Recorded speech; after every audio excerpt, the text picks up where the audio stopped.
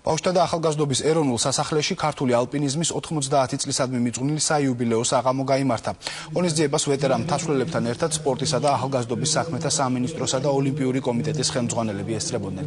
საღამოზე ნაჩვენები იქნა დოკუმენტური ფილმი ალპინიზმის ისტორიის შესახებ. ვეტერან მთასვლელებს აფი გიგანს, რომან გიუტაშვილს, ბიძინა გუჯაბიძეს, ლევ სარქისოვსა და ბენო ქაშაკაშვილს კი სპორტისა და ახალგაზრდობის საქმეთა მინისტრმა სპორტის რაინდისა და სპორტის დამსახურებული მოღვაწის წოდებები მიანიჭა. მარტო ის რომ 1999 წელს ქართველების ორი ჯგუფი ავიდა ევერესტზე, მსოფლიოს უმაღლეს მწვერვალზე, ეს იყო არნახული მოვლენა ევერესტის ისტორიაში, რომ ერთ სეზონზე ერთი ქვეყნის ორი ჯგუფი ასულიყო სამხრეთი და ჩრდილოეთი მხრიდან. ეს შეძლეს მხოლოდ ქართველებმა. შენი ქვეყანა 60% თით არის დაფარული და შესაბამისად მთასვლელობა ის პრიორიტეტული საკითხი და პრიორიტეტული სპორტის სახეობა უნდა იქცეს, რომელიც მუდამ იქნება ჩვენი ქვეყნისთვის მნიშვნელოვანი.